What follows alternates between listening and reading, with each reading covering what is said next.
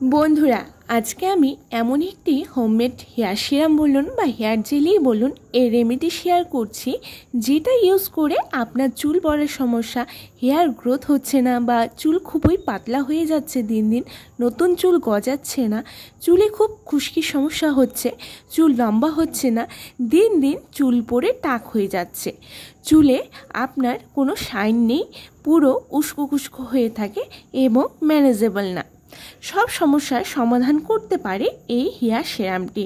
এটি সমস্ত ন্যাচারাল উপাদান দিয়ে তৈরি করা, কোনো সাইড এফেক্ট নেই।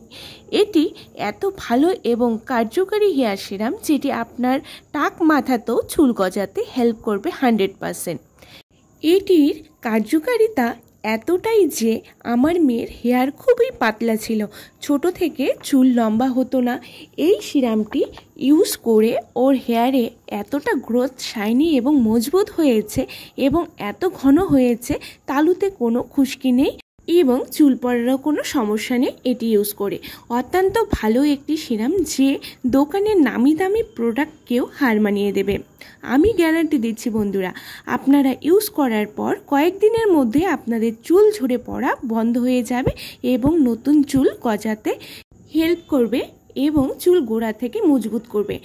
নমস্কার বন্ধুরা, আমার চ্যানেল সম্প্রীতি লাইফস্টাইলে সকলকে স্বাগত জানাই। বন্ধুরা আজকের ভিডিও যদি ভালো লাগে তাহলে লাইক শেয়ার করে পাশে থাকবেন এবং চ্যানেলে নতুন হলে সাবস্ক্রাইব করতে কিন্তু ভুলবেন না।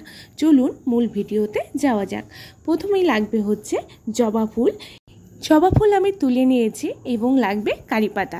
জবা ফুল মোটামুটি সকলের বাড়িতেই রয়েছে, আর যদি না থাকে জবা ফুলের পাউডার নিলেও চলবে। জবা ফুল চুলের যত্নে অত্যন্ত উপকারী, সেটা সকলেই জানেন। জবা ফুলের মধ্যে থাকে অ্যামিনো অ্যাসিড, যা চুলের ক্যারোটিন প্রোটিনের উৎপাদন বাড়িয়ে তোলে এবং চুল পড়া রোধ করে, চুল ঘন করে। আর নিয়েছি কারি পাতা। কারি পাতায় থাকে প্রচুর পরিমাণে ভিটামিন সি এবং প্রোটিন, যা চুলের স্বাস্থ্য ভালো রাখে, যার ব্যবহারে আপনি মাথা ভর্তি কালো কুচকুচে চুল পাবেন এবং চুলের গোড়াকে মজবুত করে। এবার দুটিকে ধুয়ে নিয়েছি, ধুয়ে নিয়ে এর মধ্যে দিয়ে দিয়েছি 1 চা চামচ মেথি। মেথি আমাদের গোড়া মজবুত করে, চুল ঘন ও লম্বা করতে হেল্প করে। এবারে 3টি উপাদান একটি পাত্রে ঢেলে এর মধ্যে 1 গ্লাসের পরিমাণ জল দিয়ে দিয়েছি। জল দিয়ে গ্যাসে বসিয়ে দিয়েছি।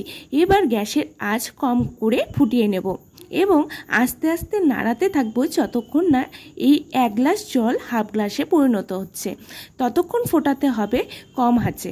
এবার যখন শুকিয়ে যাবে এবং কালার চেঞ্জ হয়ে যাবে, তখন গ্যাস বন্ধ করে ঠান্ডা করে নিতে হবে। দেখতেই পাচ্ছেন কালারটা চেঞ্জ হয়ে গেছে এবং দেখতে হবে যে মেথিটা সিদ্ধ হয়ে গেছে কিনা। এবার নামিয়ে নিয়ে সেটাকে ঠান্ডা করে আমি একটি ছাঁকনিতে ছেঁকে নিচ্ছি। এবার যা করতে হবে, দেখতেই পাচ্ছেন এখানে কত সুন্দর জবা ফুলের রঙটা চলে এসেছে। এবার কি করতে হবে, ঢেলে নেব একটি স্প্রে বটলে। যাদের স্প্রে বটল না থাকবে তারা কিন্তু তুলো দিয়ে গোড়ায় গোড়ায় লাগিয়ে হাত দিয়ে ভালো করে পুরো চুলে লাগিয়ে নিতে পারেন। আমি আমার মেয়ের চুলে অ্যাপ্লাই করছি। চুলটাকে প্রথমে ভালো করে আঁচড়ে নিতে হবে, তারপর চুলটা ভাগ করে নিতে হবে। ভাগ করে নিয়ে প্রথমে তালুতে ভালো করে স্প্রে করে ম্যাসাজ করে নিতে হবে। ম্যাসাজ করে মিশিয়ে নিয়ে তারপর আস্তে আস্তে পুরো চুলে লাগিয়ে অপেক্ষা করতে হবে 40 থেকে 45 মিনিট। অপেক্ষা করে তারপর শ্যাম্পু করে নিতে হবে। এটি ছোট বড় ছেলে মেয়ে সকলেই ইউজ করতে পারবেন। সপ্তাহে যদি 2 দিন শ্যাম্পু করার আগে লাগিয়ে শ্যাম্পু করেন তাহলে কিন্তু বেস্ট রেজাল্টই পাবেন। রেগুলার ইউজ করলে মাত্র 1 সপ্তাহের মাঝেই আপনারা হেয়ারের পরিবর্তন দেখতে পারবেন। যাদের চুল একদম ঝরে টাক পড়ে যাচ্ছে, সেখানেও চুল গজাতে হেল্প করবে, চুল মজবুত করবে, চুলের গ্রোথ ঘটাবে এবং চুলকে একটা আলাদা শাইন এনে দেবে। আমি আমার মেয়ের পুরো চুলে অ্যাপ্লাই করে অপেক্ষা করেছি 40 থেকে 45 মিনিট, তারপর ওয়াশ করে নিচ্ছি। ভালো করে শ্যাম্পু করার পর চুলটাকে ভালো করে ড্রাই করে নিতে হবে। বন্ধুরা অবশ্যই বাড়িতে এটি ট্রাই করুন, আজ থেকেই ট্রাই করুন এবং আপনাদের হেয়ারে কতটা ভালো রেজাল্ট পেয়েছেন এবং আপনাদের কেমন লেগেছে হেয়ার সিরামটি ইউজ করে, সেটি কিন্তু আমায় কমেন্ট বক্সে জানাতে ভুলবেন না।